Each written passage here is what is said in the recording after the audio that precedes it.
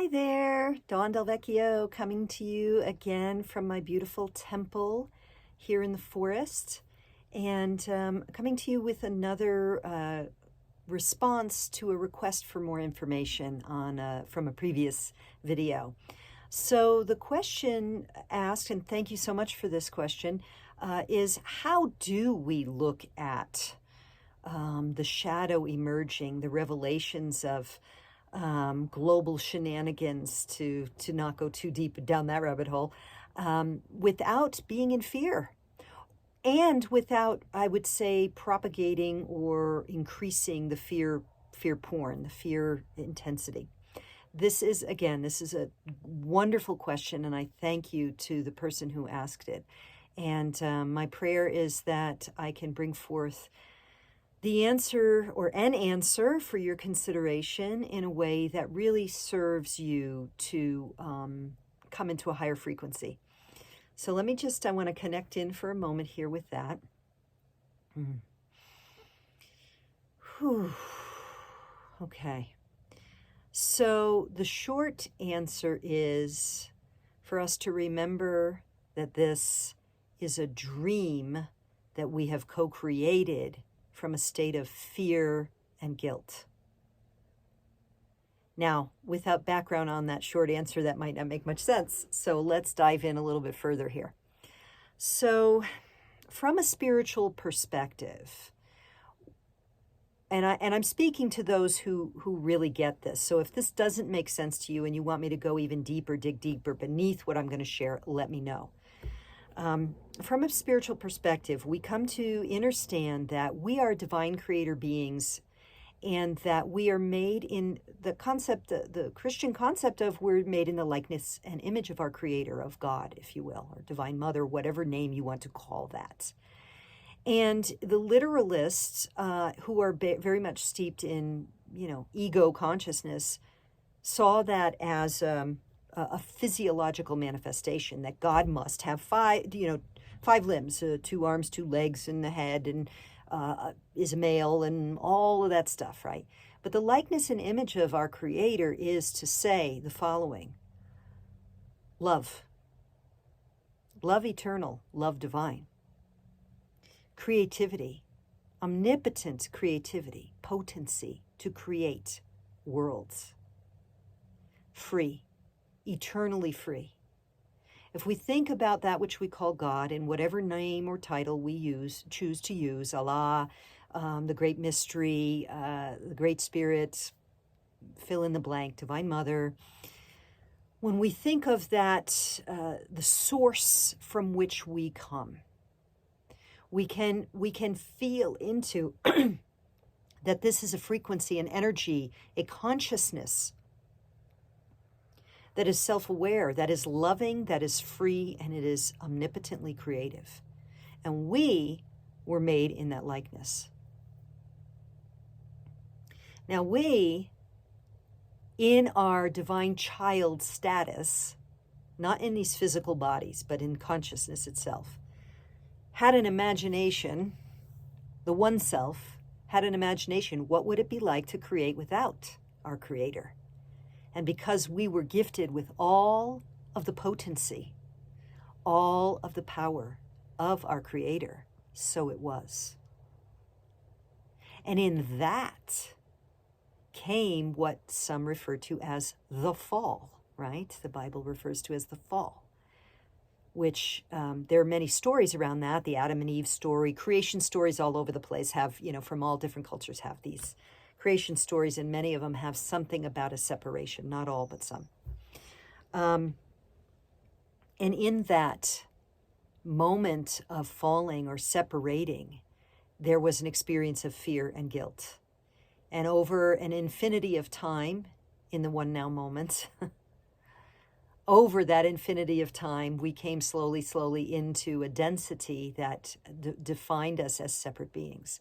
Now, this is a much longer, more elaborate explanation that I want to go into here. It's a long teaching.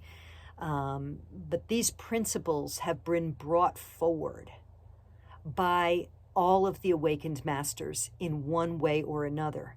Different cultures use different descriptives, different analogies, different language, different symbology to say the same thing, which is that we are all one. There is only one of us here. We are united with our Godhead, whatever you want to call that, and we are simply having a dream of separation from that love light, which is the one.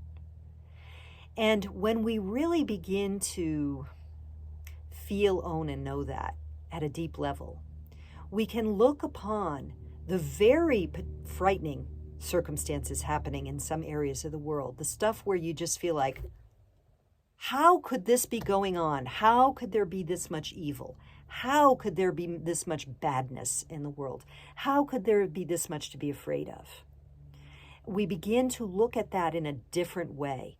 We begin to recognize that, wow, this is what happens in a dream of separation. This is what happens in a dream of fear.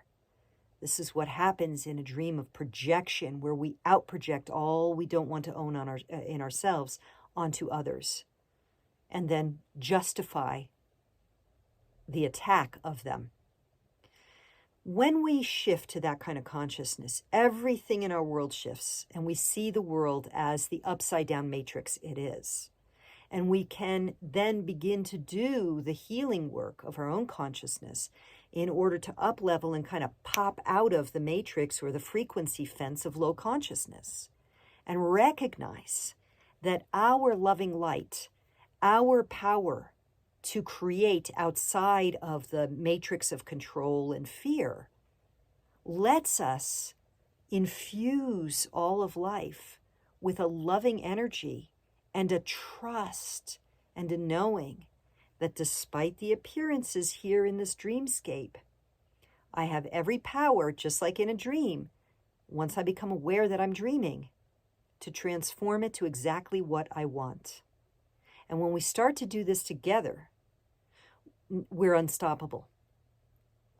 And so when we start to realize that we are the programmers of this matrix ultimately, and we start to reclaim our own sovereign authority of consciousness, then the few small handful of very materially 3D powerful, but consciously very unempowered, very not powerful beings that are trying to tell us exactly what they want us to create, it's like we pull the curtain of Oz, and we see it's just a little man who's afraid too.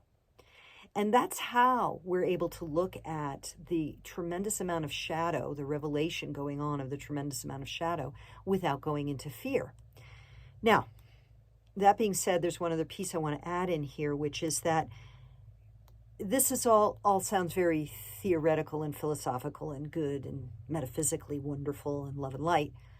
And when we are faced with our own contractive challenges, financial, emotional, health, all of that theory kind of goes out the window.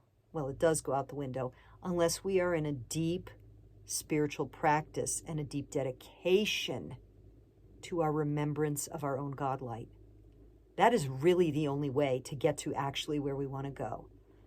It is not enough to simply say, this is just a dream, it's all okay, and then lose our job and have a mortgage and a family to take care of and go, and freak out and go, am I going to have to go now from what I'm doing to being a cashier for minimum wage, and I won't be able to pay, all of this, the potential fear, right? Or it's a health challenge. And all of a sudden we're faced with all of our fears around death, for example.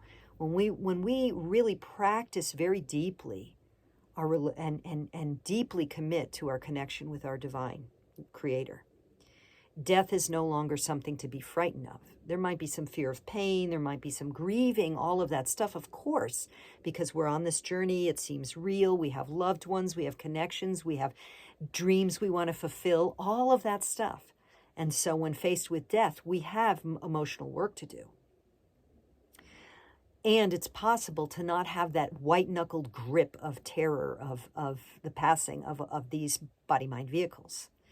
So, and so this holds true in any arena, whether it's a health challenge, whether it's a financial challenge, whether it's a dynamic with someone in your life that's causing you a lot of grief and pain, the more you lean into your relationship with the divine, the more you practice your forgiveness of the world and the recognition that everything out there is a creation of what's in here, the more you lean into the teachings of the ascended masters, of the guides who are here to help us, the more you are able to detach the ego from the panic and control of what are we going to do about this crazy collapsing world.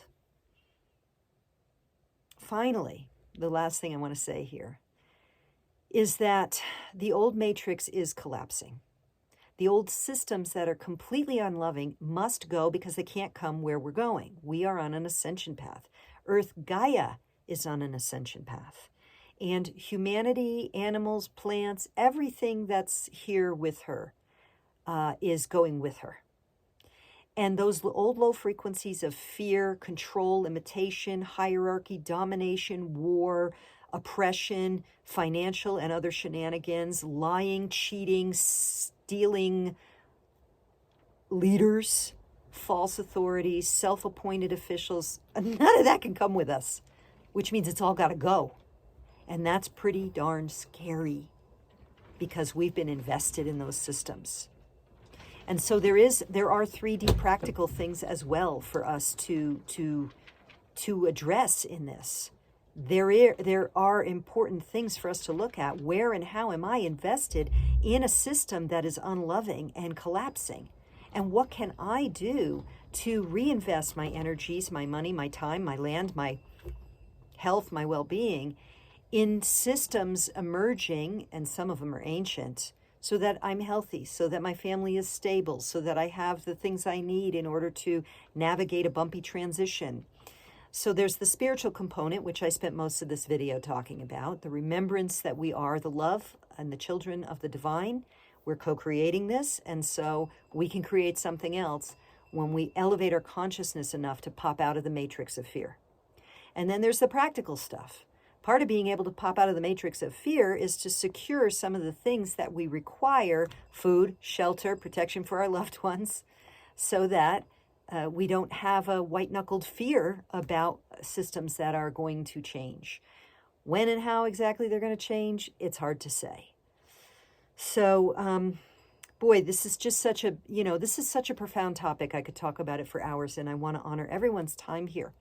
So as always, I want to request that, or maybe not as always, as recently, I want to request that if something I've said here isn't clear, if you want me to tease something else out, or if you just have a comment to share about this, your own reflections, your own wisdom about what you're seeing in the field, what you're doing to support your own ability to look at the collective shadow emerging to be seen, witnessed, and transformed, please share it in the comments.